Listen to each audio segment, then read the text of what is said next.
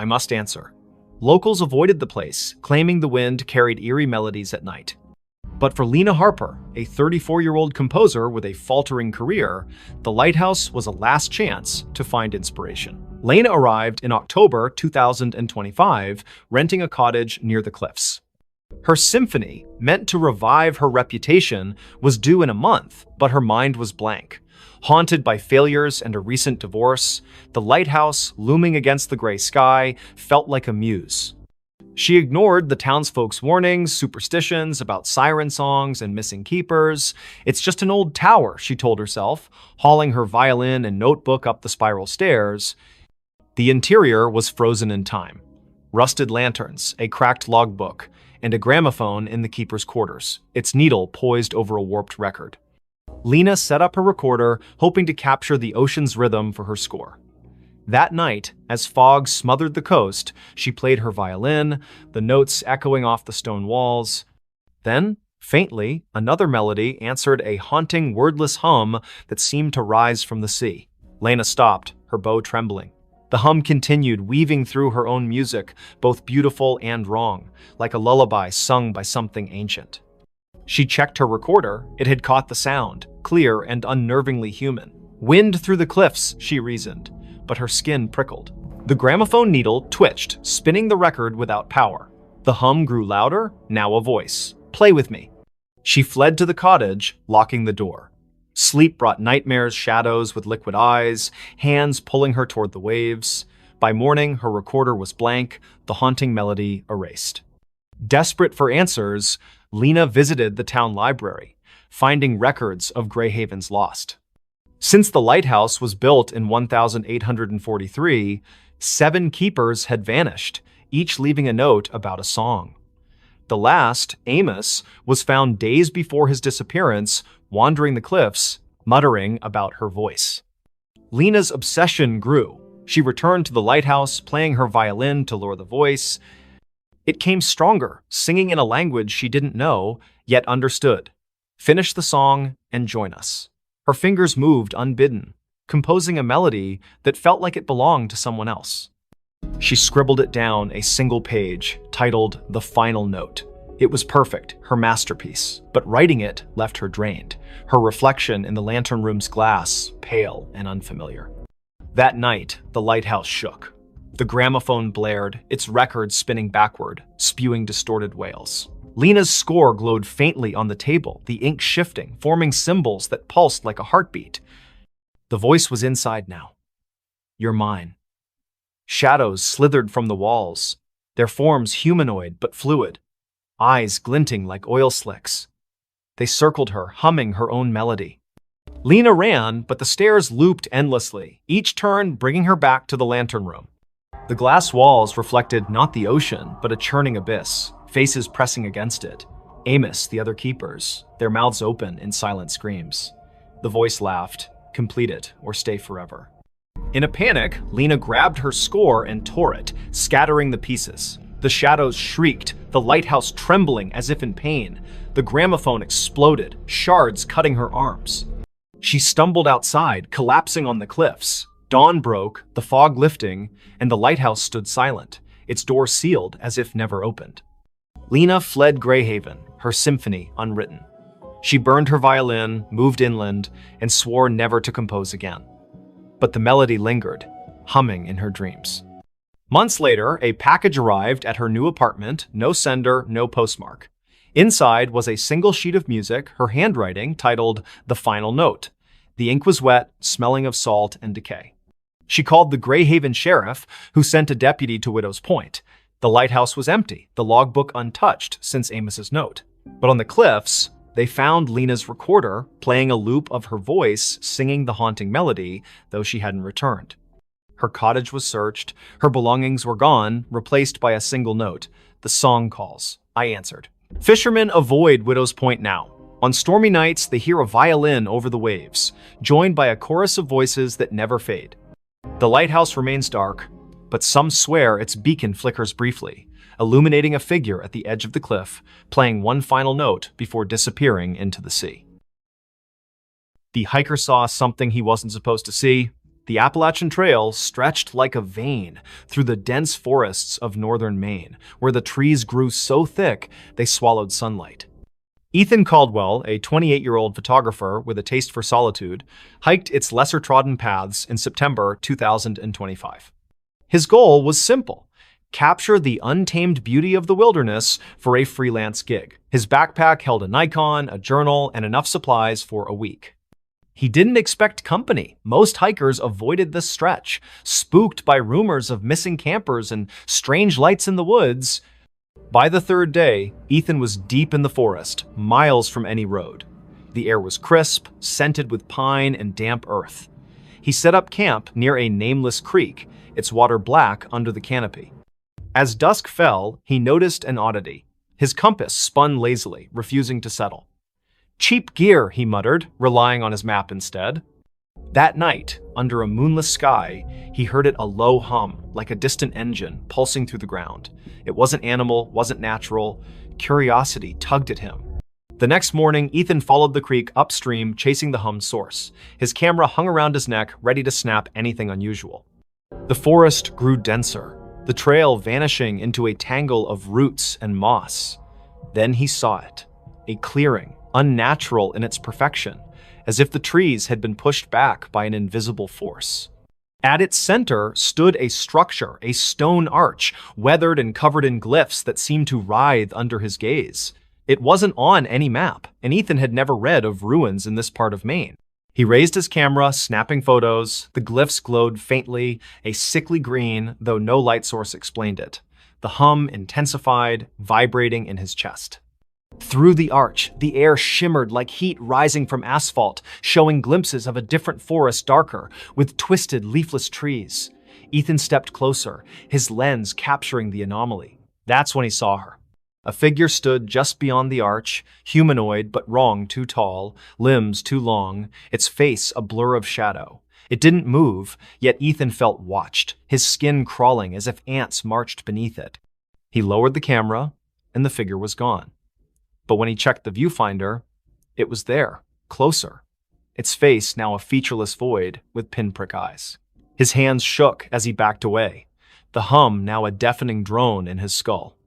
Ethan ran, branches clawing at his face. His compass was useless, spinning wildly. The forest seemed to shift, paths looping back to the clearing no matter which way he turned. Panic set in as night fell, the hum replaced by whispers his name, spoken in a voice that wasn't human. "You saw," it hissed, echoing from every tree. He stumbled into his campsite, only to find his tent shredded, his journal open to a page he hadn't written. You weren't supposed to see. Desperate, Ethan checked his camera. The photos of the arch were gone, replaced by images of himself hiking, sleeping, eating, taken from angles that meant someone or something had been watching him for days. The last photo showed him standing before the arch, the figure behind him, its long fingers brushing his shoulder. He hadn't felt a thing. He fled toward the nearest ranger station, 20 miles south, using the stars to navigate. But the forest fought him. Roots tripped him, shadows moved against the wind. At dawn, he found a stream and followed it, hoping for salvation. Instead, it led back to the clearing. The arch loomed larger now, the glyphs pulsing red. The figure stood within, motionless, its void face fixed on him. "Join us," the whispers urged, now a chorus. Ethan's legs buckled, his vision blurring. He saw flashes, other hikers, campers, their faces frozen in terror, pulled through the arch into that other forest. His camera grew heavy, the strap tightening like a noose. He tore it off, smashing it against a rock. The whispers screamed, the arch flaring bright enough to burn his eyes. Ethan ran blindly, collapsing hours later near a logging road. A trucker found him, incoherent, babbling about an arch and eyes in the dark. Rangers searched, but found no clearing, no structure. Ethan's camera was gone, his journal blank except for that one scrawled note. Doctors diagnosed exposure and trauma, but Ethan knew better. He moved to a city, avoiding forests, but the whispers followed, faint at first, growing louder each night. You can't unsee. Months later, a hiker found a single photo wedged in a tree on the Appalachian Trail, a grainy shot of Ethan standing before a stone arch, his face pale, eyes wide. Behind him, a figure loomed, its fingers on his shoulder. The hiker burned the photo, fearing it would follow him too. But in Greyhaven's bars, they still talk of the arch that appears to the lost, and the things that watch from the other side, waiting for those who see what they shouldn't. The phone rang, but it wasn't plugged in. In the small town of Coldwater, Maine, where winter clung to the streets like a bad memory, Sarah Klein moved into the old duplex on Sycamore Street in December 2025. She was 31, a graphic designer fleeing a toxic relationship and a city that felt suffocating. The duplex was cheap, its faded wallpaper and sagging floors a small price to pay for solitude. The landlord, a nervous man named Mr. Greeley, handed her the keys with a warning. "Don't mind the quirks, old houses creak." Sarah nodded, eager to unpack and start over. The first quirk appeared on her second night. She was sorting boxes in the living room when the phone rang, a shrill, brassy jangle from an ancient rotary phone on the kitchen counter. Sarah froze.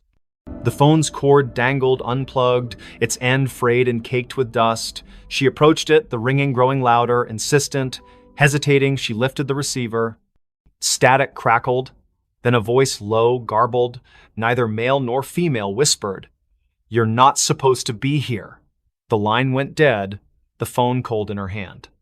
Sarah checked the cord again. No outlet, no connection. She laughed nervously, blaming stress. She'd been sleeping poorly, haunted by dreams of her ex's voice echoing in empty rooms. She unhooked the receiver and placed it in a drawer, determined to ignore it, but the next night it rang again, the sound muffled from inside the drawer. Sarah's heart thudded as she opened it. The receiver was back on the cradle, the phone unplugged.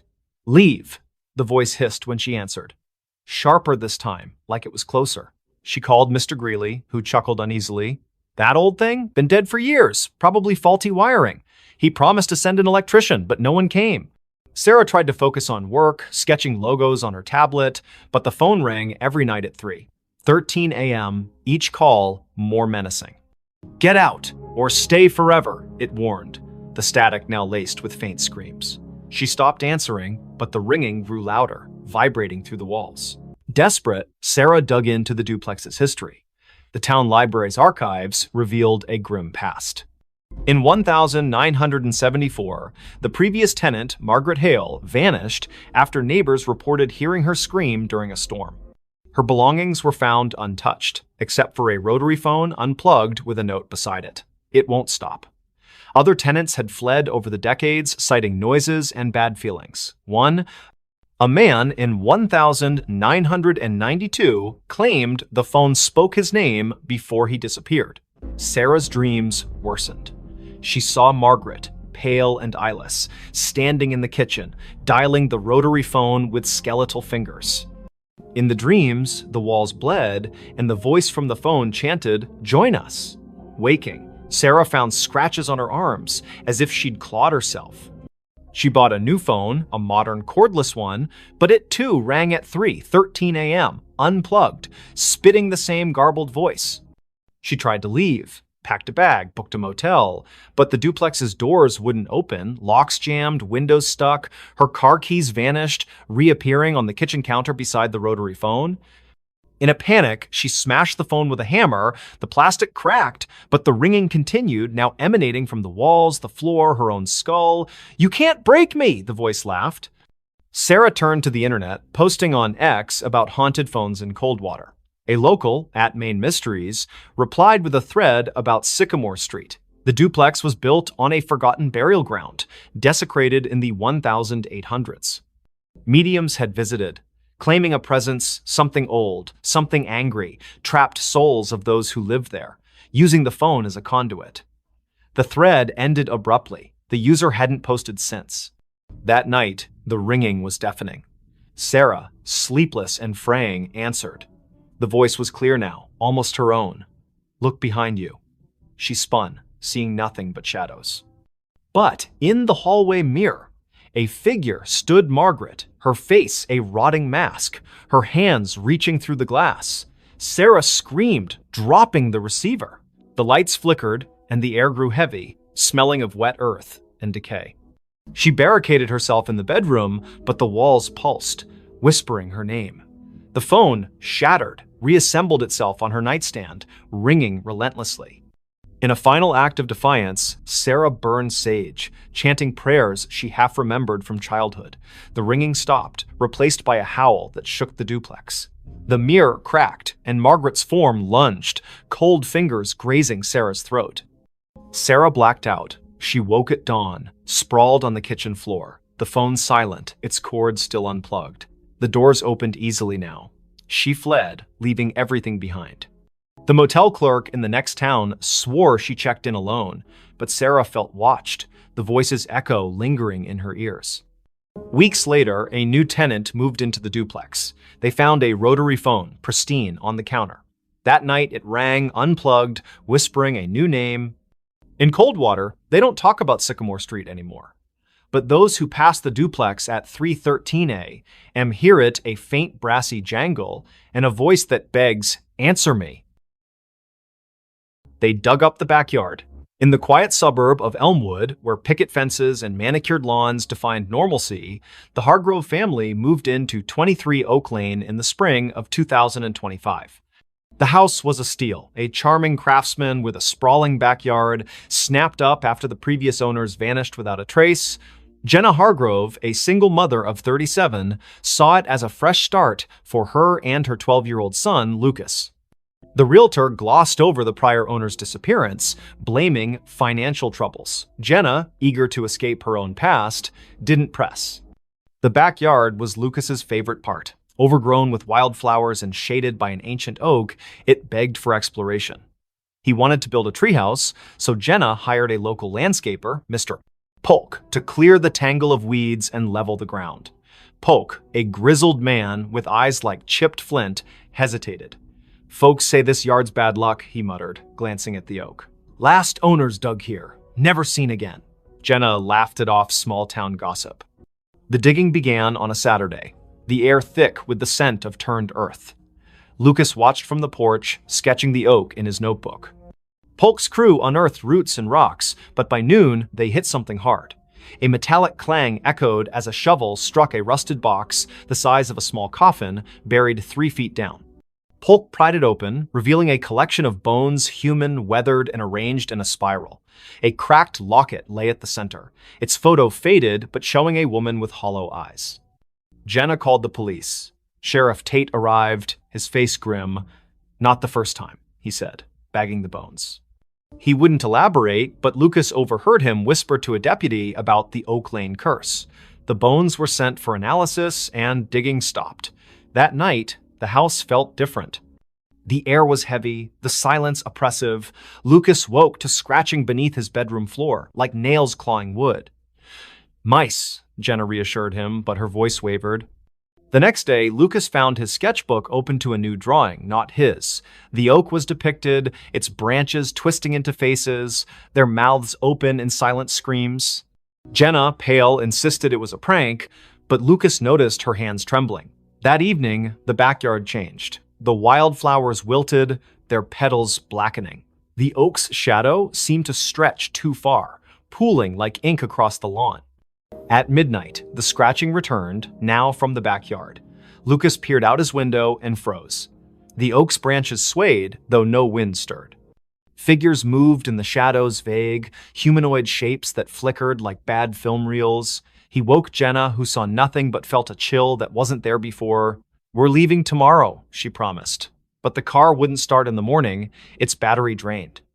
Sheriff Tate returned with news. The bones were over a century old, likely from a family that lived on the land in the 1870s. They'd vanished after digging a well under the oak, leaving behind rumors of a deal with something in the earth. The locket's photo matched a missing woman, Eliza Marrow, rumored to have practiced rituals to bind the land.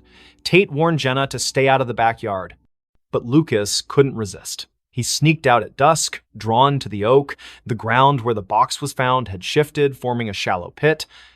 Inside, the locket lay again, open, its photo now clear Jenna's face, not Eliza's.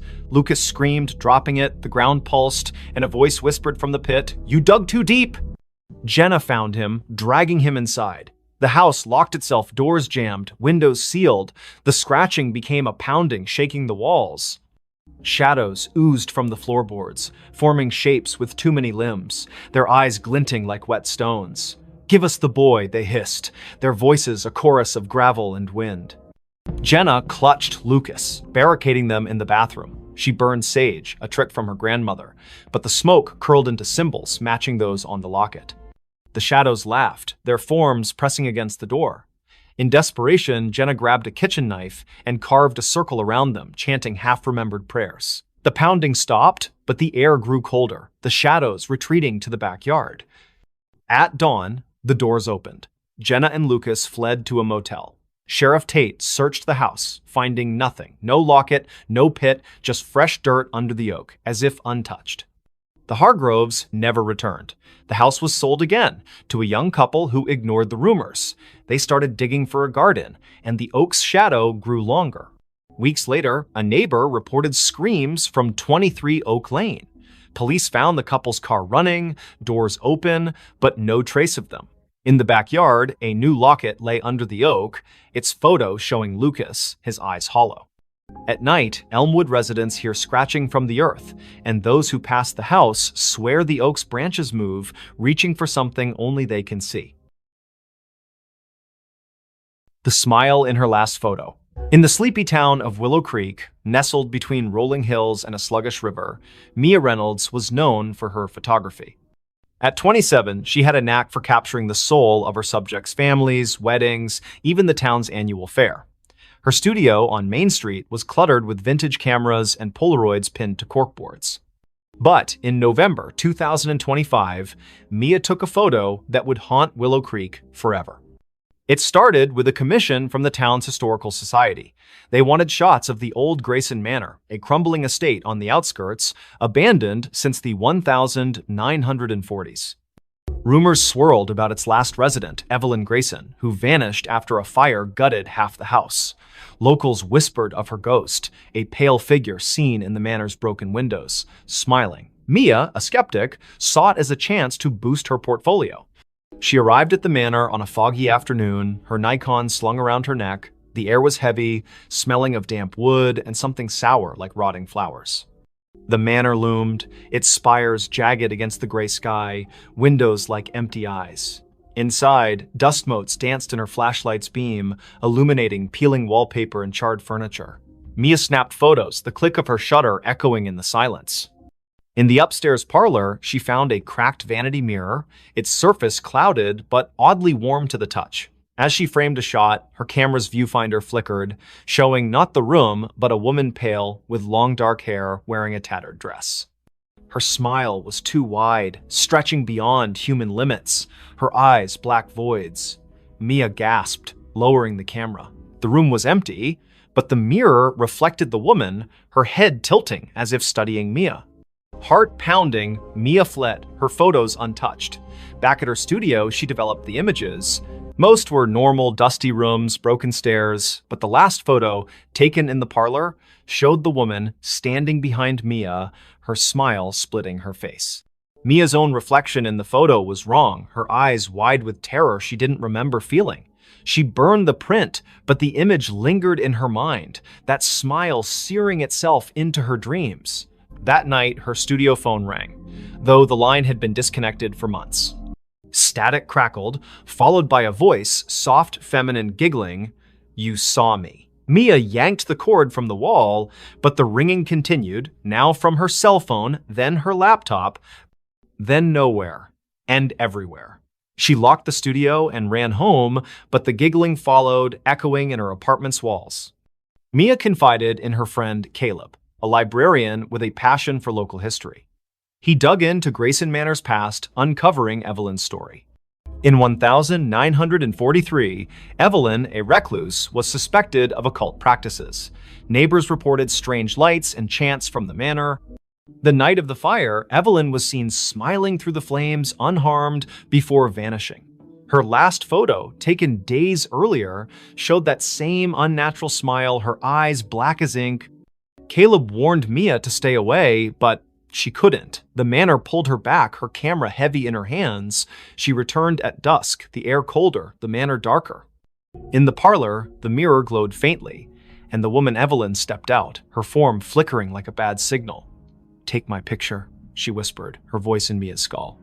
Mia's hands moved against her will, snapping a photo. The camera burned her fingers, and the mirror cracked, shards falling like rain.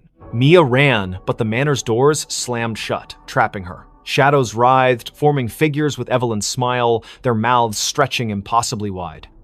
"You're part of me now," they chanted, their voices a chorus of giggles. Mia's camera flashed on its own, each shot showing her own face, morphing, her smile widening, her eyes darkening. Caleb found her car outside the manor the next day, the doors locked, her camera inside. The last photo showed Mia, her face unrecognizable, smiling that same grotesque smile. The manor was empty, no trace of her.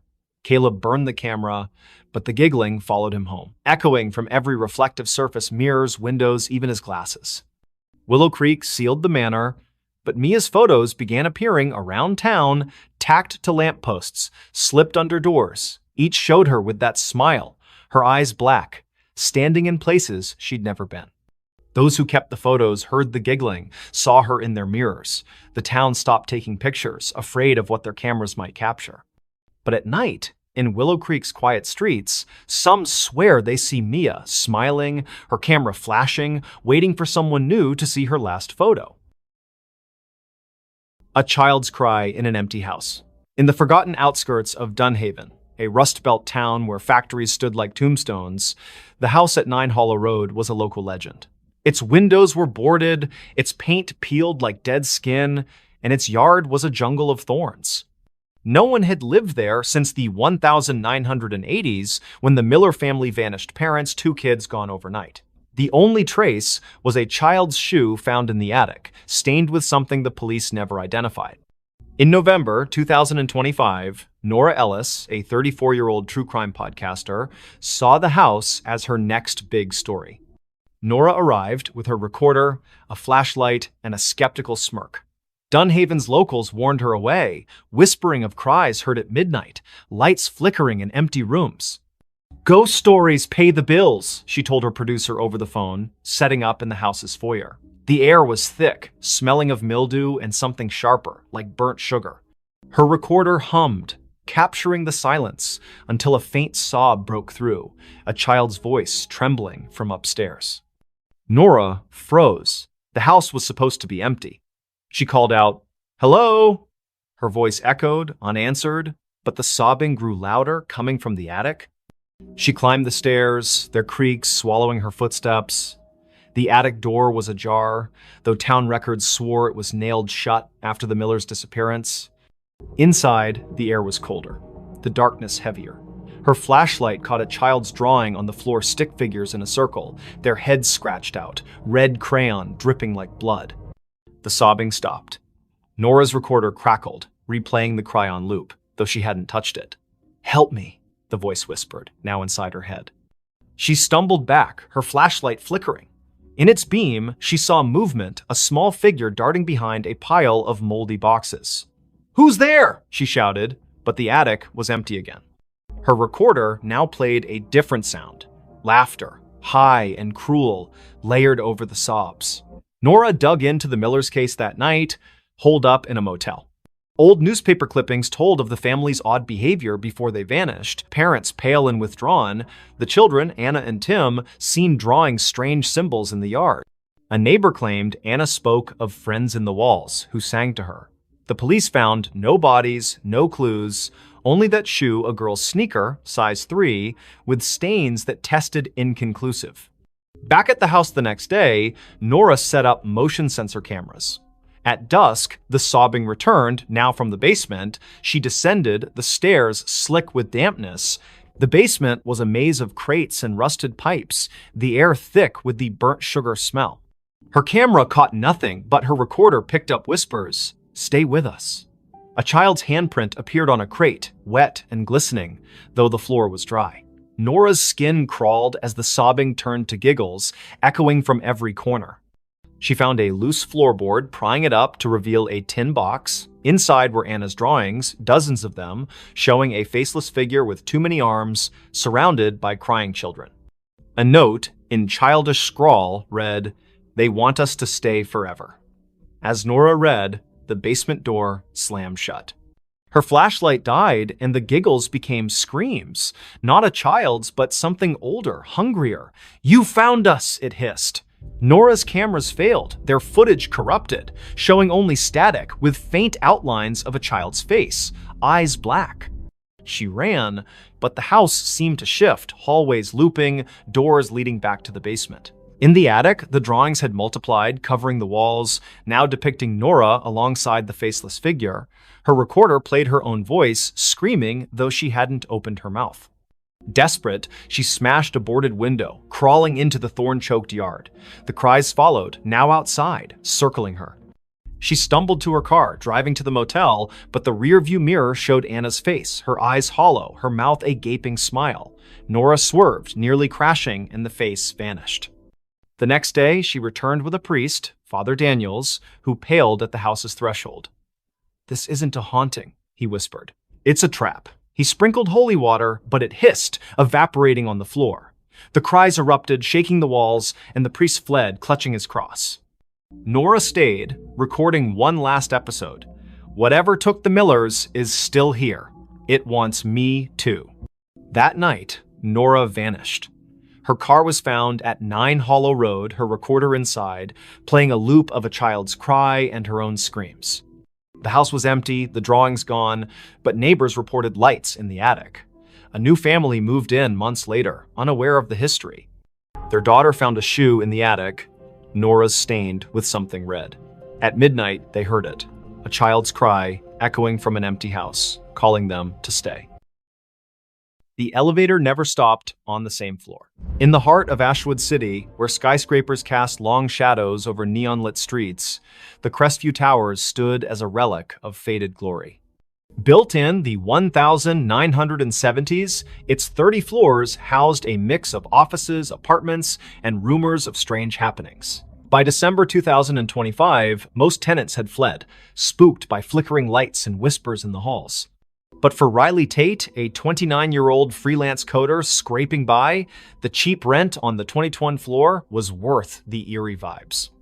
Riley noticed the elevator's quirk on her first day. She pressed 22, but the car stopped on 13. A floor marked storage on the panel, its doors opening to a dark hallway lined with rusted lockers. The air was stale, smelling of mildew and something metallic. She jabbed the close button, but the elevator lingered, as if waiting. "Old wiring," she muttered, ignoring the faint hum like a distant voice coming from the corridor. The next day, it happened again. She pressed 22, but the elevator stopped on 7, revealing a dimly lit floor with peeling wallpaper and a child's tricycle tipped over in the hall. No one lived on 7. The landlord, Mr. Voss, a gaunt man with nervous eyes, swore it was vacant. Riley's skin prickled as the hum returned, now forming words, "Stay." She slammed the close button, her heart racing as the door shut. By the third night, the elevator never reached her floor. She'd pressed 22, but it stopped randomly 15, 9, 26, each floor wrong, each hallway different. Floor 15 had mirrors lining the walls, reflecting not Riley, but a pale figure with her face, eyes black and unblinking. Floor 9 smelled of ash, its walls scorched, with claw marks gouged into the plaster. Floor 26 was freezing, its windows frosted over, showing a city skyline that wasn't Ashwood's jagged alien under a red sky. Riley stopped using the elevator, taking the stairs, but the stairwell was no better. Doors to random floors were unlocked, leading to the same strange halls she'd seen from the elevator. Her phone's GPS showed her at Crestview Towers, but the coordinates flickered, sometimes placing her miles away in an empty field. She called Voss, who dismissed her concerns. "Old buildings creak," he said, but his voice trembled. Desperate, Riley researched the tower's history on X and in the city library. Crestview was built on the site of a 1920s asylum razed after a fire killed dozens. Survivors spoke of an elevator to nowhere, a lift that trapped patients in looping corridors, never reaching their intended floor.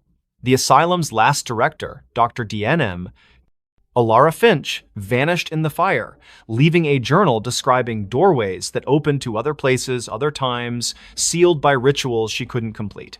Riley's nights grew sleepless. The elevator dinged at odd hours, its doors opening on her floor, revealing those wrong hallways. One night, she woke to find her apartment door ajar, the elevator waiting. A voice, Alara's, she later learned, whispered from the car, "Come inside." Riley slammed her door, barricading it with a chair, but her laptop, left on, displayed a live feed of herself sleeping, filmed from above her bed. No camera was there. She confronted Voss, who paled at the mention of the elevator. "It's her," he whispered, eyes darting. "Alara, she never left." He admitted the tower was built to contain something, a rift, opened by the asylum's experiments that bled into reality. The elevator was its anchor, moving not just between floors, but between worlds. Tenants who rode it too long vanished, their names erased from leases, their apartments empty. Riley tried to leave, but her key wouldn't turn in the lock. The elevator dinged, doors open, revealing a hallway of endless mirrors, each showing Alara's face, pale, smiling, her eyes voids. "Ride with me," she whispered, her voice in Riley's head. Riley ran to the stairwell, but it looped back to the elevator, the car waiting like a predator. In a final stand, Riley entered the elevator, clutching a knife. She pressed every button, hoping to break the cycle. The car lurched, stopping on no floor marked on the panel. The doors opened to a void, black, endless, filled with whispers. Alara stood there, her form flickering, her hands reaching.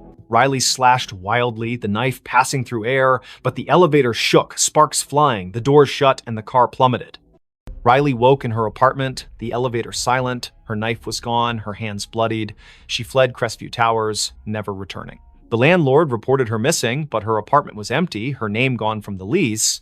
Months later, a new tenant rode the elevator to 22. It stopped on 13, the doors opening to a hallway where Riley stood, her eyes black, whispering, "Stay." The elevator still runs in Crestview Towers, never stopping on the same floor twice. Tenants avoid it, but some nights it calls, its ding echoing through empty halls, inviting the unwary to ride where no one returns. Knock from the invisible. In the remote village of Thornwick, nestled deep in the fog-drenched valleys of upstate New York, the old Whitaker cottage stood alone at the edge of Blackthorn Woods.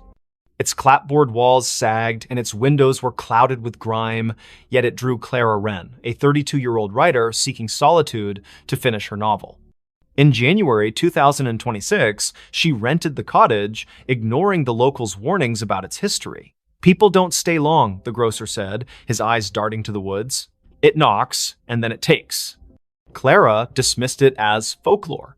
The cottage was perfect, isolated, cheap, with a stone fireplace and a view of snow-laden pines. She unpacked her laptop, notebooks, and a thermos of coffee, settling into a rhythm of writing by day and stoking the fire by night. But on her third night, as a storm howled outside, she heard it, 3 sharp knocks on the front door. The sound was deliberate, heavy like a fist on wood.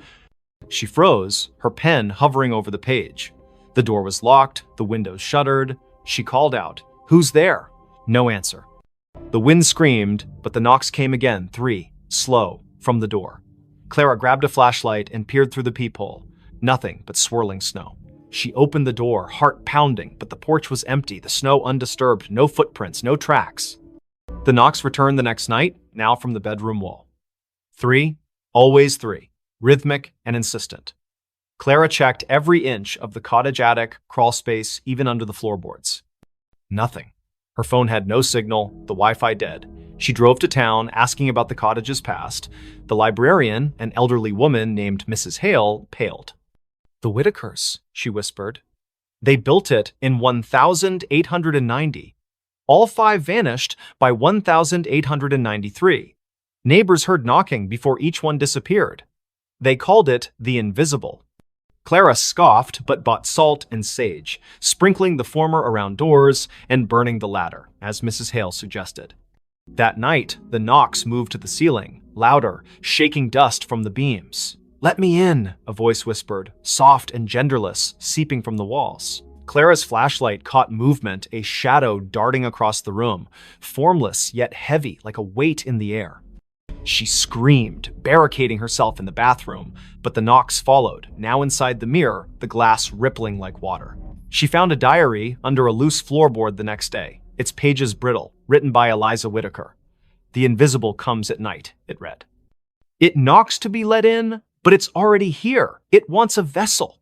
The last entry was scrawled, "I let it in. God forgive me." Clara's hands shook. The diary mentioned a ritual salt and blood to banish it, but warned of a cost. It takes what you love most. That evening, the knocks were everywhere. Walls, windows, even her laptop screen. The air grew thick, smelling of wet earth and decay. Clara's flashlight died, and the fire dimmed, casting shadows that moved against the light's logic. She poured salt in a circle, pricking her finger to drip blood, as the diary instructed. The knocks stopped, replaced by a wail that shook the cottage, windows cracking. The shadow coalesced, a formless mass with eyes like burning coals hovering outside her circle. "You can't keep me out," it hissed, its voice in her skull. Clara chanted the ritual's words, her voice breaking. The shadow lunged, but the salt flared, repelling it. The cottage trembled, beams groaning as the shadow screamed, dissolving into the floor. Silence fell, heavy and wrong. Clara fled at dawn, leaving everything: laptop, clothes, her unfinished novel. She drove to a motel, but the knocks followed, faint at first, tapping her car's dashboard, then her motel mirror. She burned the diary, hoping to sever the tie, but the ashes formed 3 knocks on the table. Her phone, offline, played a recording of her own voice. "Let me in." Thornwick's sheriff searched the cottage, finding no trace of Clara. Her car was found in the woods, empty, with salt scattered across the seats. Locals say the cottage is quiet now, but at night, hikers hear knocks 3, always 3, coming from the trees. A new tenant moved in, unaware. On their first night, they found a notebook, not Clara's, with a single line. "It's already inside." By morning, they were gone, and the knocks began again, waiting for the next to answer. The woman smiled at her own grave. In the fog-choked town of Grayvale, where the cemetery on Hollow Hill was older than the church itself, the gravestones told stories no one dared repeat. It was March 2026 when Elise Carver, a 30-year-old archivist, arrived to catalog the town's records for a university project. Grayvale's library was a treasure trove of crumbling ledgers, but it was the cemetery that drew her a maze of moss-covered stones, some dating back to the 1700s. Locals avoided it, whispering of a woman seen wandering among the graves, smiling at one in particular.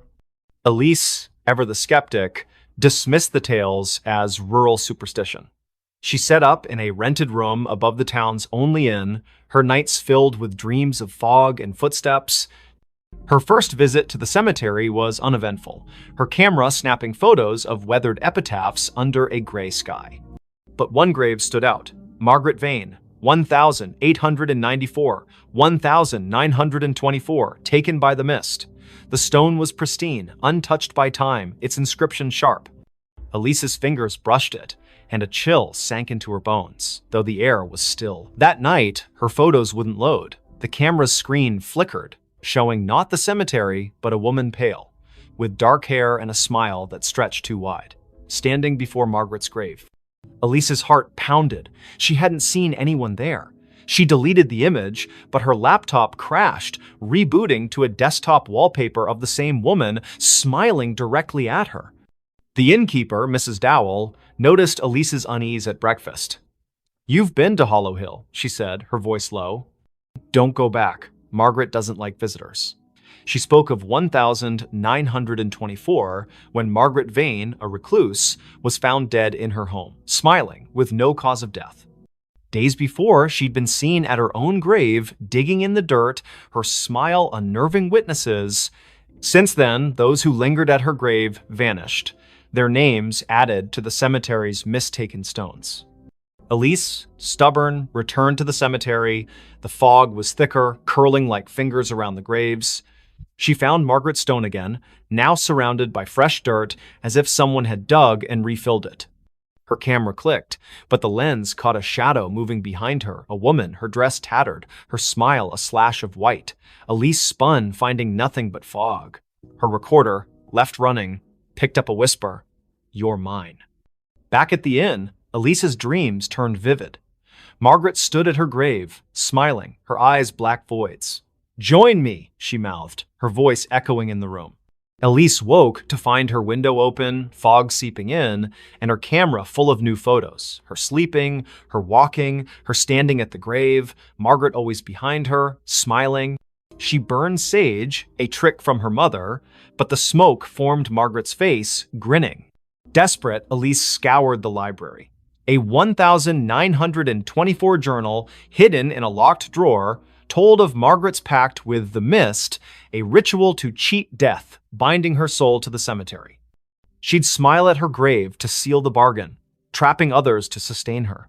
Each victim's name appeared on a new stone, their bodies never found. Elise's name was scribbled in the journal's margin in her own handwriting, though she'd never touched it.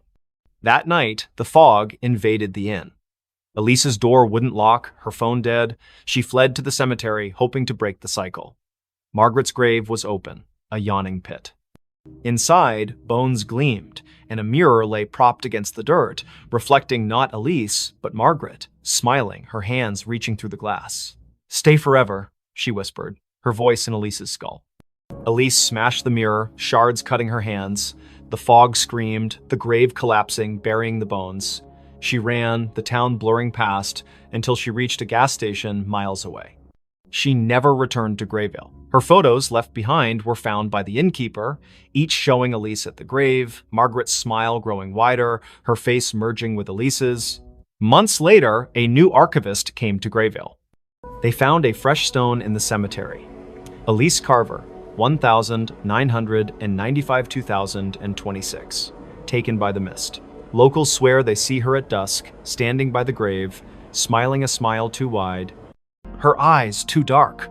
The fog rolls in thicker now, and those who linger hear a whisper, "Join me." The stones multiply, and Margaret's grave, always pristine, waits for the next name. She vanished in front of everyone. The grand ballroom of the Eldridge Hotel buzzed with excitement on that fateful evening. Crystal chandeliers cast a warm glow over the crowd of 200 guests, all dressed in their finest attire for the annual masquerade gala. Laughter echoed off the marble walls, glasses clinked in toasts, and the orchestra played a lively waltz. At the center of it all was Sophia Laurent, the enigmatic hostess known for her flair for the dramatic. Sophia was a vision in a flowing crimson gown that shimmered like liquid fire under the lights. Her mask, adorned with feathers and jewels, concealed her eyes but not her radiant smile. She was a socialite, a philanthropist, and rumor had it, a woman with secrets deeper than the ocean. "Tonight," she announced from the stage, her voice silky and commanding, "I shall perform a feat that will leave you breathless, a vanishing act right before your eyes." The audience murmured in anticipation. Sophia had hired the best illusionists in the city, but this was her show. She stepped into a large, ornate cabinet at the center of the stage, its doors carved with intricate patterns. Her assistant, a tall man in a tuxedo named Victor, locked the doors with a flourish. The orchestra swelled to a crescendo as he waved a wand, chanting mock incantations for effect. Then, with a puff of smoke and a flash of lights, Victor swung the doors open. The cabinet was empty, the crowd gasped, then erupted into applause. But as the cheers died down, something felt off. Sophia didn't reappear. Victor scanned the stage, his confident grin faltering. "Ladies and gentlemen, a round of applause for Sophia," he called, but there was no sign of her. Minutes turned into hours. The party ground to a halt as guests searched the ballroom, the hallways, even the gardens outside. Police were called, statements taken. She just vanished. One guest stammered to Detective Harlan Reed, who arrived with his notepad and a skeptical frown. Harlan had seen his share of pranks and publicity stunts, but this felt different. No trapdoors, no hidden compartments, the stage had been inspected thoroughly. Harlan interviewed Victor first. It was supposed to be a simple illusion, the assistant insisted, sweat beading on his forehead. She steps into the cabinet, slips out the back through a panel, and hides in the wings. But when I checked, she wasn't there. the panel was still sealed. Next was Sophia's best friend, Elena, who clutched a champagne flute like a lifeline. Sophia was acting strange all week. She kept talking about escaping the illusions of life. I thought it was just her poetic nonsense, but last night she gave me this. Elena handed over a small antique locket. Inside was a faded photograph of a woman who looked eerily like Sophia, dated 1923. Harlan's interest piqued. He delved into Sophia's background. Born into wealth, she had traveled the world, collecting oddities, ancient artifacts, books on the occult. Her mansion was filled with mirrors that seemed to reflect impossible angles, clocks that ran backward. Whispers among her staff spoke of nights when shadows moved on their own. As the investigation deepened, Harlan uncovered a family legend. Sophia's great-grandmother, Isabel Laurent, had vanished in 1923 during a similar gala at the same hotel. Witnesses swore she stepped into a mirror and never came out. The case was unsolved, dismissed as a hoax, but Sophia had been obsessed with it, spending fortunes on psychics and historians. That night, Harlan returned to the ballroom alone. The lights were dim, the stage empty. He approached the cabinet, running his fingers over its carvings. They depicted swirling portals, figures dissolving into mist. On impulse, he opened the doors and stepped inside. The air grew cold, a whisper brushing his ear.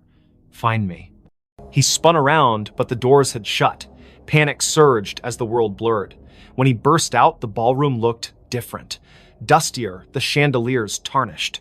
A newspaper on the floor read, 1923 Gala Mystery, Hostess Disappears. Harlan's heart raced. This wasn't possible. He rushed to the mirror at the back of the stage, the same one from the old photographs. In its reflection, he saw not himself, but Sophia, her hand outstretched. "The veil is thin here," her image mouthed silently. "I've been waiting." Sophia's vanishing wasn't an act, it was a curse. The Laurent women were bound to a temporal loop, pulled into echoes of the past during moments of high emotion. Isabel had discovered it first, trying to break free but trapping herself. Sophia, learning the truth, had orchestrated the gala to draw attention, hoping someone would follow. Harlan reached toward the mirror, his fingers passing through like water, reality warped. He emerged in 1923, face to face with Isabel, who gasped. "You're from the future?" she asked. Together, they pieced it together. The cabinet was no ordinary prop, it was a relic from an ancient cult designed to bridge timelines. To escape, one had to anchor themselves with a personal token, the locket. Harlan, with Elena's locket in hand, chanted the incantation inscribed inside. A vortex opened, pulling him back, but he wasn't alone. Sophia materialized beside him, gasping for air, her gown disheveled. Back in the present, the crowd had dispersed, but Elena waited. Sophia embraced her friend, tears streaming. "I saw it all, the past, the echoes. I almost didn't make it back." The police called it a hoax, but those who knew the truth kept silent. Sophia retired from the spotlight, donating the cabinet to a museum with a warning. Some illusions are doors best left closed. Yet, on quiet nights, guests at the Eldridge swear they see a woman in crimson vanishing into mirrors, a reminder that some mysteries defy explanation. And Harlan? He carries the locket always, just in case. That voice never stopped. In the quiet suburb of Willow Creek, where maple trees whispered secrets to the wind, lived Emily Carter, a 32-year-old librarian with a penchant for forgotten novels and herbal tea. Her life was orderly books, shelved by genre, days mapped out in planners until the voice began. It started subtly, one rainy afternoon in her attic apartment.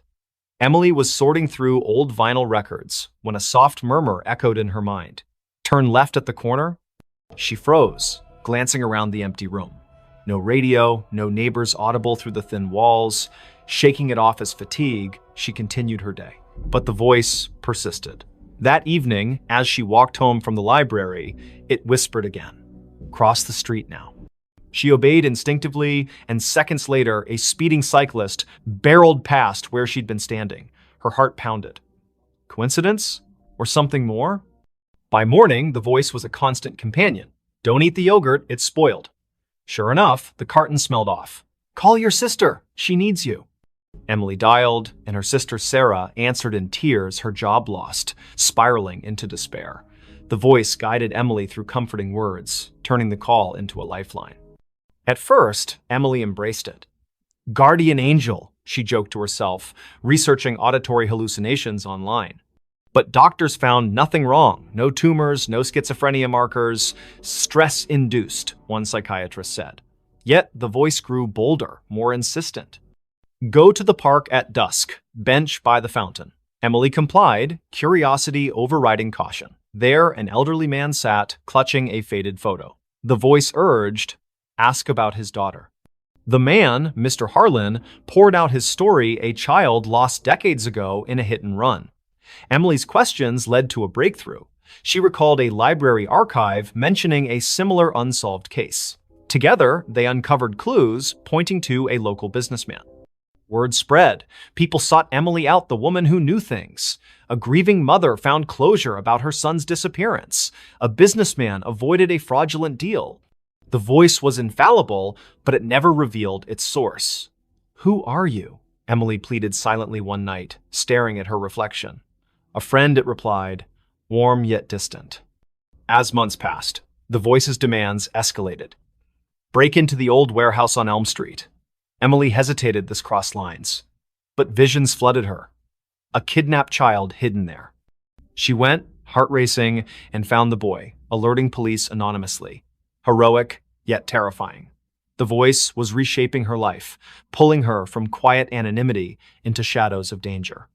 Then came the nightmares. Emily dreamed of a car crash, twisted metal, screams, her own face behind the wheel. Waking in sweat, she demanded answers. Tell me the truth! The voice sighed. I am you, Emily, from the future. Disbelief shattered her, but fragments aligned. The crash in her dreams? A memory, not a premonition. In 2047, Emily would invent a neural implant for time echo communication, sending warnings back to prevent tragedies. But a glitch trapped her consciousness in a loop, echoing eternally to her past self. The voice never stops because you never let it, it explained. I chose this to save lives, to rewrite fates. But the cost, isolation, madness creeping in. Emily recoiled. Was her life a puppet show? She tried ignoring it, drowning it with music, pills, but it persisted. Save the girl on the bridge tonight. Defiant, she stayed home. The next day's news. A suicide off the Willow Creek Bridge. Guilt crushed her. Resigned, Emily accepted her fate. She became a vigilante of sorts, guided by her future self's whispers. Years blurred. The voice grew fainter, wiser. On her deathbed, surrounded by those she'd saved, Emily smiled. Thank you, she thought. No, the voice replied softly. Thank you for listening. And in that moment, as her eyes closed, she glimpsed the loop closing a young Emily in the attic, hearing the first whisper. The voice never stopped, it simply began anew. The house that was never on the map. In the fog-shrouded hills of rural Vermont, where GPS signals faltered and old paper maps yellowed in glove compartments, stood a house that defied existence. Dr. Elias Thorne, a cartographer by trade, discovered it by accident during a surveying trip in the fall of 2023. His equipment glitched near Blackwood Forest, a blank spot on every digital map, an oversight on the antiques. Curiosity piqued, he hiked through the brambles and emerged at a clearing. There it was, a Victorian mansion, ivy-choked and weathered, its spires piercing the gray sky like accusing fingers. Elias bought it on impulse, dirt cheap from a seller who vanished after the deed was signed. A steal, he told his wife, Mara, and their teenage daughter, Lily. They needed a fresh start after the city had chewed them up. Elias's job loss, Mara's anxiety attacks, Lily's rebellion. The house promised isolation, peace, but from the first night, unease settled like dust. The movers swore the address didn't exist. You're sure this is it? One asked, eyeing the overgrown path. Inside, the room smelled of damp earth and forgotten whispers. Elias laughed it off, but Lily found the first anomaly. Her phone's map app showed an empty field where the house should be. Glitch, she muttered, but zooming in revealed nothing. No streets, no landmarks, just void. That evening, as rain lashed the windows, strange sounds began. Not creaks or groans, but echoes, faint conversations from empty rooms, like recordings of lives long past. Mara heard children's laughter in the attic, though the stairs led to a bricked-up wall. Imagination, Elias dismissed, burying himself in his maps.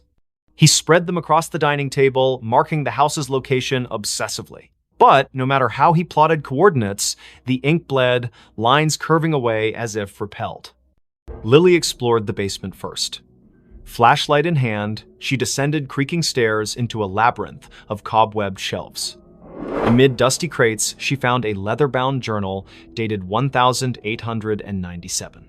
The entry spoke of a builder, Harlan Crow, who constructed the house as a sanctuary from the world's gaze. But later, pages devolved into madness. The walls shift.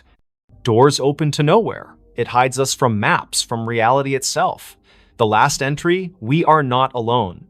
The others, they never left. That night, Lily dreamed of shadows peeling from the walls, forming humanoid shapes that whispered her name. She woke to find her bedroom door ajar, leading not to the hallway, but to a mirrored corridor stretching infinitely. Panicking, she slammed it shut. In the morning, it was normal again. Bad dream, she told herself, but bruises on her arms suggested otherwise. Elias noticed changes too. Rooms expanded or contracted overnight. The kitchen, once cozy, now felt cavernous, echoes amplifying every footstep. He measured it, dimensions impossible, defying Euclidean geometry. Non-Euclidean spaces, he murmured, recalling Lovecraftian tales. Mara found solace in the garden, but the flowers wilted under her touch, petals curling like screams. The horrors escalated. One evening, during dinner, the lights flickered. When they stabilized, Lily was gone. Elias and Mara searched frantically upstairs, basement, outside, no trace. But from the vents came her voice, faint and distorted. "Help, it's pulling me in." They tore at wallpaper, revealing older layers beneath, faded drawings of trapped figures, hands pressed against invisible barriers. Elias delved into local lore at the town library. Blackwood Forest had a history of disappearances dating back centuries. Settlers spoke of a fold in the world, a place where reality thinned, swallowing the unwary. Harlan Crow, it turned out, was an occultist who built the house on a ley line, intending to escape creditors and enemies by making it unfindable.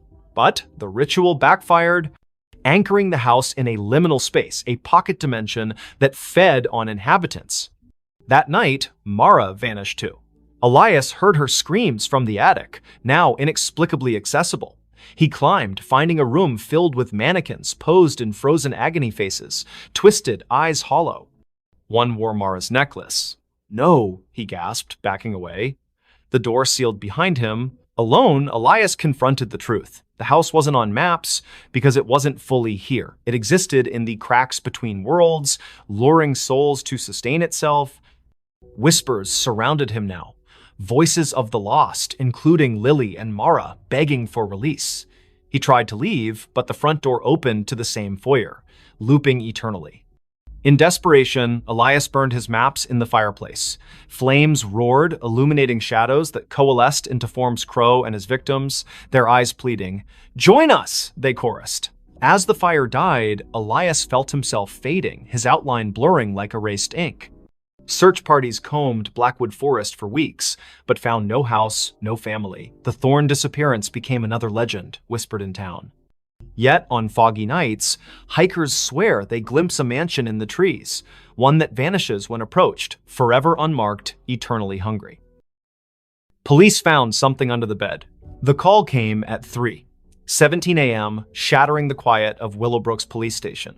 Officer Rachel Hayes, bleary-eyed from a double shift, grabbed the radio. "Disturbance at 42 Maple Lane. Dispatch crackled. Neighbor reports screams. Possible domestic."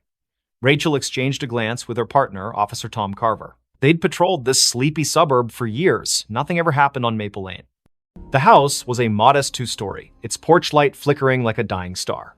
Rachel knocked, but no one answered. The neighbor, Mrs. Clancy, stood across the street, clutching her robe. "It was a woman's scream," she whispered. Then silence. The porters. "They're quiet, folks. Something's wrong." Tom jimmied the lock, and they stepped inside. The air was thick, stale, with a faint metallic tang. The living room was pristine, couch cushions fluffed, a muted TV playing infomercials. Rachel's flashlight swept the staircase. "Police!" she called. No response. Upstairs, the master bedroom door was ajar. Rachel nudged it open, her hand on her holster. The bed was unmade, sheets tangled like a struggle had occurred. A bedside lamp lay shattered on the floor. Tom checked the closet empty. Rachel crouched, peering under the bed. Her breath caught. "Tom, get over here." Beneath the bed frame, scratched into the hardwood, was a crude pentagram, its lines smeared with something dark and sticky. In its center lay a bundle, wrapped in a stained blanket. Rachel's pulse hammered as she reached for it, expecting a body. Instead, she found a doll crudely stitched, with buttons for eyes and straw poking through seams. Its fabric was damp, reeking of copper. "Blood?" Tom whispered, his face pale. Rachel nodded, bagging the doll as evidence. The radio crackled back up, was 10 minutes out. But the house felt alive, its silence oppressive. A faint scratching came from the walls, rhythmic, like claws on wood. They searched the rest of the house. In the basement, they found Polaroids scattered across a workbench, images of the Porters, Claire and David, smiling at first, then progressively gaunt, eyes hollow. The last photo showed Claire staring blankly, her hands clutching the doll. Scrawled on the back, "It sees us." Rachel's skin prickled. "We need to find them," she said. But Tom pointed to the ceiling. The scratching had moved upstairs. They ascended cautiously, following the sound to the guest room. The door was locked. Tom kicked it open, revealing a small space with a single window, curtains billowing despite no breeze. On the floor lay David Porter, his throat slashed, eyes wide in frozen terror. Claire was gone. Blood trailed from the body to the bed, where the mattress sagged oddly. Rachel lifted it. Underneath, carved into the box spring, was another pentagram, this one larger, its lines pulsing with a faint red glow. The scratching stopped. A whisper slithered from the shadows. "You found me." Tom stumbled back, his gun shaking. Rachel's flashlight flickered, plunging them into darkness. When it snapped back on, the room was empty, David's body gone. Only the doll remained, now lying in the pentagram's center, its button eyes glinting. "Rachel, we need to go," Tom urged, but she couldn't move. The doll's head twitched, turning toward her. A giggle echoed, high and childlike, though no child lived here. The walls seemed to breathe, closing in. Rachel grabbed the doll, intending to secure it, but it burned her hand, leaving a blistered mark. Backup arrived, flooding the house with lights and voices, but the evidence was vanishing. The pentagram under the bed was gone, the floor pristine. The doll in Rachel's evidence bag was now just a pile of ash. The photos in the basement? Blank. David's body never reappeared, and Claire remained missing. The official report called it a domestic dispute gone wrong, but Rachel knew better. She couldn't sleep. The giggle followed her home, echoing in her apartment. One night, she woke to scratching under her own bed. Heart pounding, she looked, nothing. But her flashlight caught a faint outline, a pentagram, freshly carved, with a single button eye in its center. The next morning, neighbors reported a scream from Rachel's apartment. Police found her bed empty, sheets tangled. Underneath, a new doll lay, its face stitched to resemble Rachel, its eyes wide and unblinking. The case was closed, another disappearance in Willowbrook. But late at night, officers swear they hear scratching from the evidence room where the doll sits, waiting. She came home, but it wasn't her home. Clara Vance stepped off the Greyhound bus in Hollow Pines, Vermont, her boots crunching on the frost-dusted gravel. It was November 2025, and after a decade in Chicago chasing dreams that crumbled into barista shifts and unpaid bills, she was back. The town hadn't changed. Same sagging general store, same church steeple piercing the fog. Her childhood home, 17 Birch Road, waited at the edge of town, a two-story relic her mother left her when she passed last year. Clara hadn't been back since the funeral. The key turned stiffly in the lock, the door groaning as if reluctant. Inside, the air was stale, heavy with dust and memory. Clara dropped her duffel bag, expecting the familiar. Creaky floorboards, faded floral wallpaper, her mother's knitting chair by the fireplace. But something was off. The furniture was rearranged chairs, angled wrong, the sofa pushed against the wrong wall. A faint smell of lavender lingered, though her mother hated floral scents. Jet lag, Clara muttered, rubbing her eyes. She'd driven through the night to catch the bus. Exhaustion could play tricks. She climbed the stairs to her old bedroom, unchanged since she was 16, band posters, a chipped vanity mirror, her old sketchbooks. She collapsed onto the bed, the springs squeaking, and drifted into uneasy sleep. A sound woke her soft footsteps pacing downstairs. Clara froze, heart thudding. She lived alone. Hollow Pines was too small for break-ins. Grabbing a flashlight from her bag, she crept to the landing. The living room was empty, but the knitting chair rocked gently, as if someone had just stood. "Hello?" And she called, her voice swallowed by the house's silence. The footsteps resumed, now from the kitchen. Clara followed, flashlight beam shaking. The back door was ajar, swaying in the wind. She locked it, chalking it up to forgetfulness, but as she turned, her reflection in the kitchen window caught her eye. It didn't move when she did. Her face smiled faintly, then vanished. Clara's scream stuck in her throat. She bolted upstairs, barricading herself in her room. The house felt alive, its walls humming with a low, unnatural pulse. She called the sheriff, but the line crackled, a woman's voice whispering, "You shouldn't be here," before going dead. Morning brought no relief. The furniture had shifted again, now mirrored perfectly, as if the house were a reflection of itself. Clara's sketchbooks, once filled with charcoal landscapes, now held drawings of a woman who looked like her but wasn't. Hollow eyes, too wide smile, hands reaching from shadowed corners. The signature wasn't Clara's. She fled to the general store, begging for answers. Old Mr. Harrow, the clerk, paled when she mentioned 17 Birch Road. "That house," he whispered, "it's cursed. Been empty since your mom died. Folks say it. Mimics things.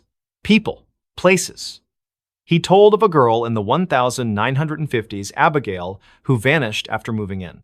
Locals swore they saw her afterward, but she was wrong. Her smile too sharp, her eyes too dark.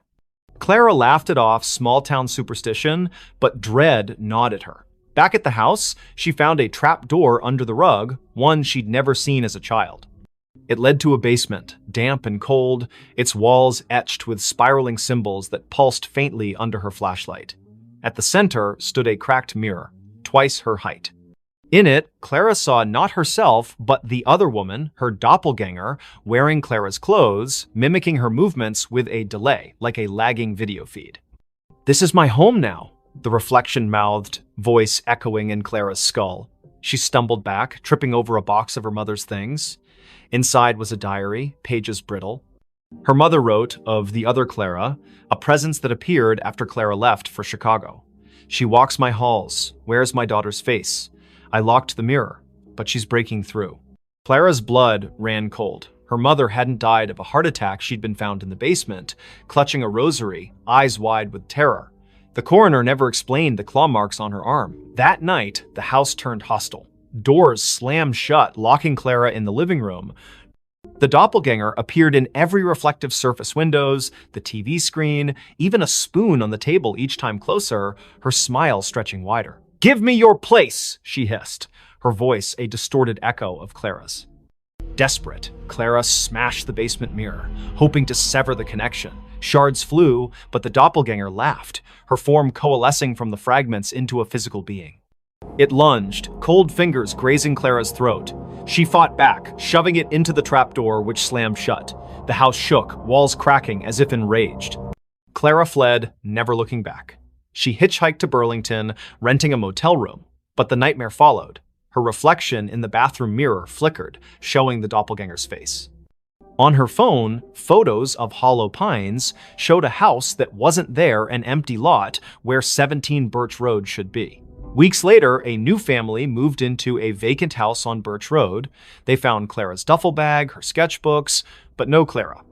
Neighbors whispered of a woman seen at dusk, sketching by the church, her smile too wide, her eyes too dark. When police searched, they found a trapdoor, a shattered mirror, and a diary warning of a house that steals souls, replacing them with something else.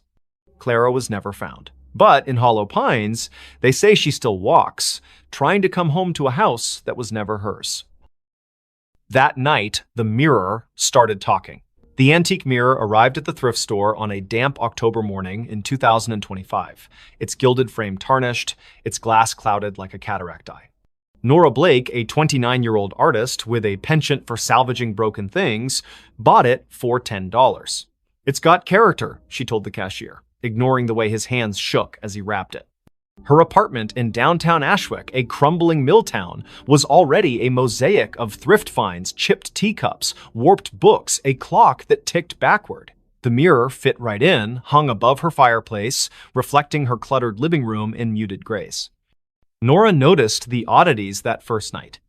While sketching at her easel, she caught a flicker in the mirror, not her reflection, but a shadow that darted out of sight. She blinked, chalking it up to exhaustion. She'd been pulling late shifts at the diner, her hands smelling of grease and coffee. But as she turned off the lights, a whisper slithered from the mirror. Nora.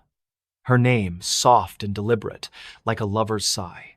She spun around, heart pounding. The room was empty, the mirror still. Sleep eluded her. The whisper came again at 3 a.m.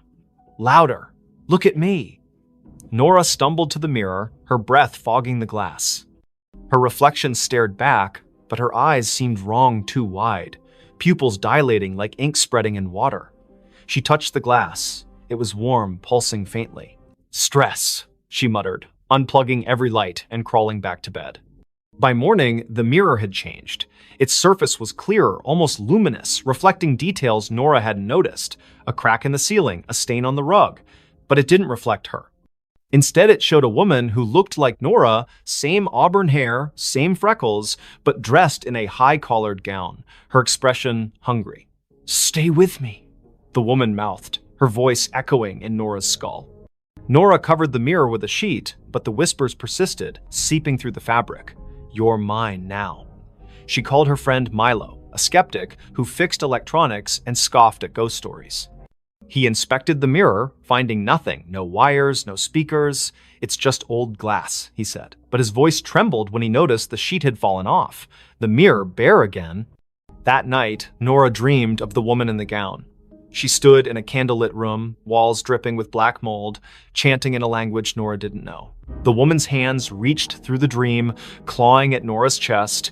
She woke gasping, claw marks burning across her ribs. The mirror glowed faintly, the woman's face pressed against the glass from the inside, smiling. Nora researched the mirror's origins. The thrift store had no records, but an old newspaper clipping mentioned a similar mirror owned by Evelyn Crane, an Ashwick heiress who vanished in 1892. Locals claimed Evelyn practiced witchcraft, trapping souls in reflective surfaces to cheat death. Her mansion burned down, but the mirror survived, passing through estate sales, each owner meeting misfortune, suicides, disappearances, madness. Desperate, Nora tried to destroy the mirror. She swung a hammer, but the glass didn't crack. The blow reverberated, knocking her back. The woman's laughter filled the room, sharp and gleeful. "You can't break me." Objects began moving, books slid off shelves, teacups shattered. The mirror's reflection showed not her apartment, but Evelyn's charred mansion, its walls alive with writhing shadows. Milo returned, pale but determined, with a priestess from a local Wiccan group. She burned sage, chanting protections, but the air grew heavy, the temperature plummeting. The mirror pulsed, and Evelyn's voice boomed. "This is my vessel." The priestess screamed, blood trickling from her nose, and fled. Milo stayed, gripping Nora's hand. "We burn it," he said. They doused the mirror in gasoline, but the flames wouldn't catch. Instead, the mirror's surface rippled, and Evelyn stepped out, her form solidifying, gown pristine, eyes black voids. Nora and Milo ran, but the apartment's doors locked, windows sealed. Evelyn's laughter chased them, her footsteps heavy.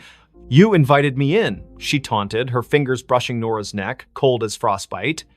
In a final stand, Nora faced the mirror, staring into Evelyn's eyes. "Take me, but leave him," she pleaded. The mirror flared, and Nora felt herself pulled inside, her body dissolving into light. She saw Evelyn's memories, betrayals, rituals, a desperate pact with something ancient. Then darkness. Milo woke in the apartment, alone. The mirror was gone, the wall bare. Nora's sketchbooks lay open, filled with drawings of Evelyn's face. Police searched, but Nora was another Ashwick disappearance. Milo kept quiet, fearing disbelief, but he never returned to the apartment. Months later, a new tenant hung a cheap mirror above the fireplace. That night, it whispered, "Look at me." And in its reflection, Nora's face appeared, her eyes too wide, her smile not her own. The final note before disappearing. In the sleepy coastal town of Greyhaven, where the Atlantic's waves whispered secrets to the cliffs, the old lighthouse on Widow's Point stood abandoned. Its beacon hadn't spun since 1987, when keeper Amos Reed vanished, leaving only a cryptic note in the logbook. The song calls. I must answer. Locals avoided the place, claiming the wind carried eerie melodies at night. But for Lena Harper, a 34-year-old composer with a faltering career, the lighthouse was a last chance to find inspiration. Lena arrived in October 2025, renting a cottage near the cliffs. Her symphony, meant to revive her reputation, was due in a month, but her mind was blank. Haunted by failures and a recent divorce, the lighthouse, looming against the gray sky, felt like a muse. She ignored the townsfolk's warnings, superstitions about siren songs and missing keepers. It's just an old tower, she told herself, hauling her violin and notebook up the spiral stairs. The interior was frozen in time. Rusted lanterns, a cracked logbook, and a gramophone in the keeper's quarters, its needle poised over a warped record. Lena set up her recorder, hoping to capture the ocean's rhythm for her score. That night, as fog smothered the coast, she played her violin, the notes echoing off the stone walls. Then, faintly, another melody answered a haunting, wordless hum that seemed to rise from the sea. Lena stopped, her bow trembling. The hum continued, weaving through her own music, both beautiful and wrong, like a lullaby sung by something ancient. She checked her recorder. It had caught the sound, clear and unnervingly human. Wind through the cliffs, she reasoned, but her skin prickled. The gramophone needle twitched, spinning the record without power. The hum grew louder, now a voice. Play with me. She fled to the cottage, locking the door. Sleep brought nightmares, shadows with liquid eyes, hands pulling her toward the waves. By morning, her recorder was blank, the haunting melody erased. Desperate for answers, Lena visited the town library, finding records of Greyhaven's lost. Since the lighthouse was built in 1843, 7 keepers had vanished, each leaving a note about a song. The last, Amos, was found days before his disappearance, wandering the cliffs, muttering about her voice. Lena's obsession grew. She returned to the lighthouse, playing her violin to lure the voice. It came stronger, singing in a language she didn't know, yet understood. Finish the song and join us. Her fingers moved unbidden, composing a melody that felt like it belonged to someone else. She scribbled it down, a single page, titled The Final Note. It was perfect, her masterpiece, but writing it left her drained, her reflection in the lantern room's glass pale and unfamiliar. That night, the lighthouse shook.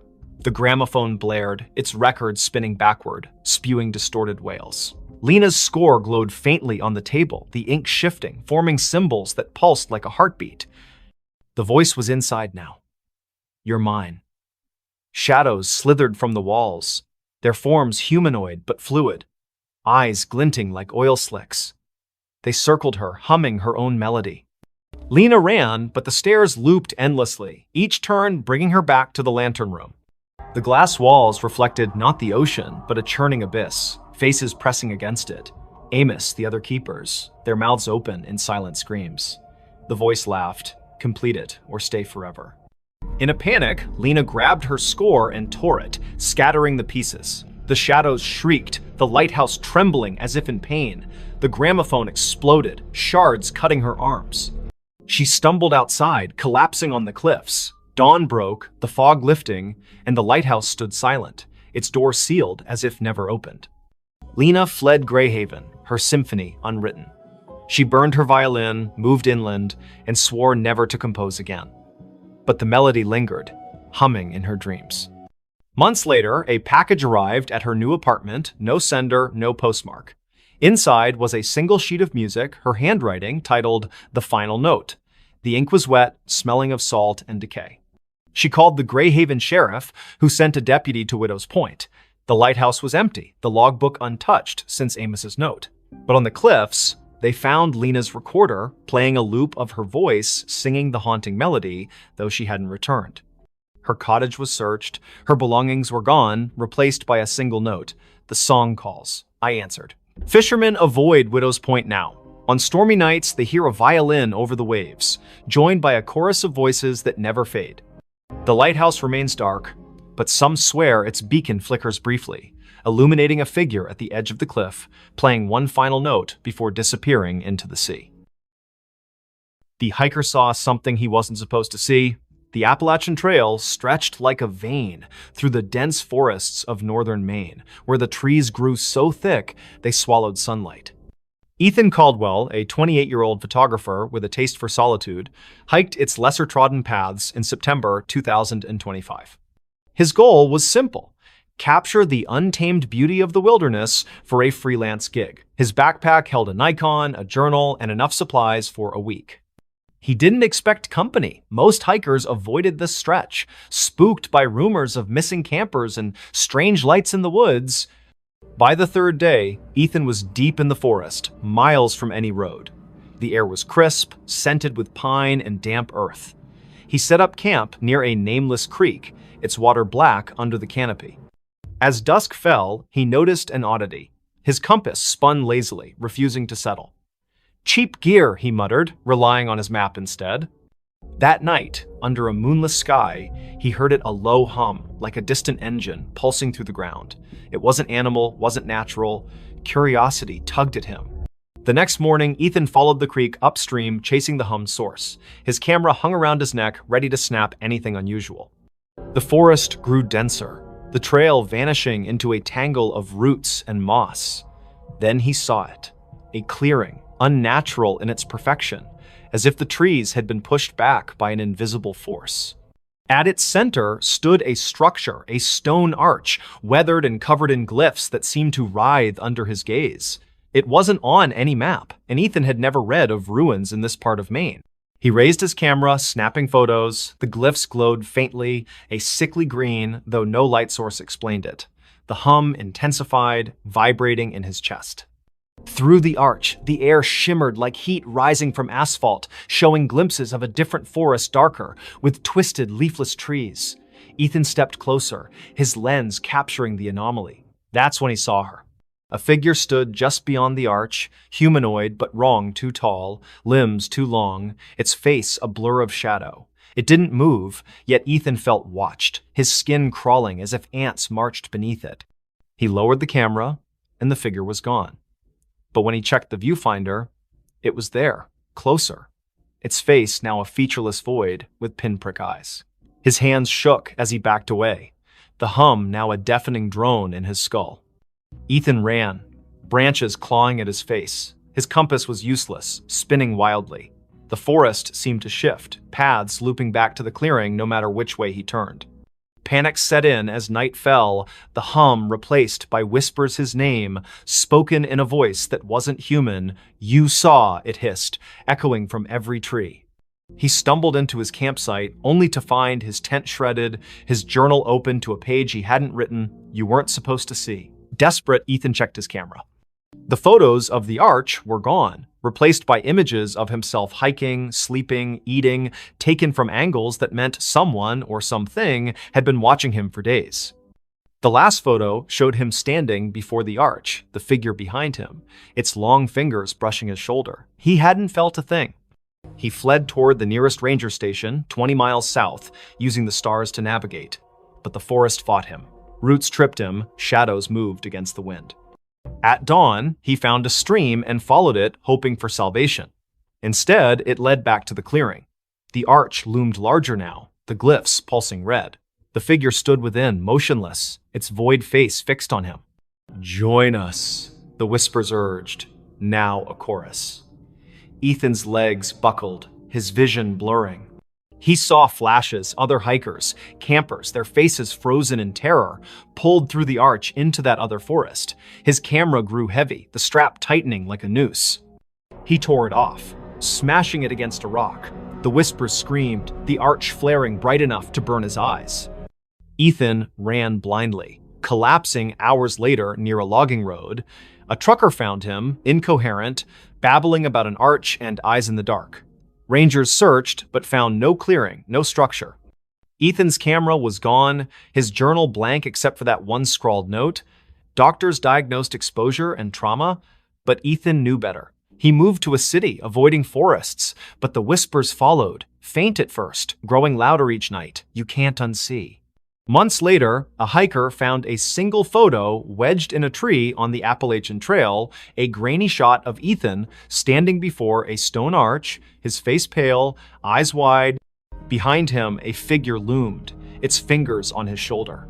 The hiker burned the photo, fearing it would follow him too. But in Greyhaven's bars, they still talk of the arch that appears to the lost, and the things that watch from the other side, waiting for those who see what they shouldn't. The phone rang, but it wasn't plugged in.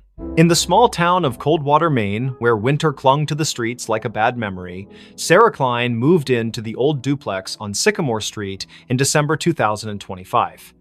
She was 31, a graphic designer fleeing a toxic relationship and a city that felt suffocating. The duplex was cheap, its faded wallpaper and sagging floors a small price to pay for solitude. The landlord, a nervous man named Mr. Greeley, handed her the keys with a warning. Don't mind the quirks, old houses creak. Sarah nodded, eager to unpack and start over. The first quirk appeared on her second night. She was sorting boxes in the living room when the phone rang, a shrill, brassy jangle from an ancient rotary phone on the kitchen counter. Sarah froze.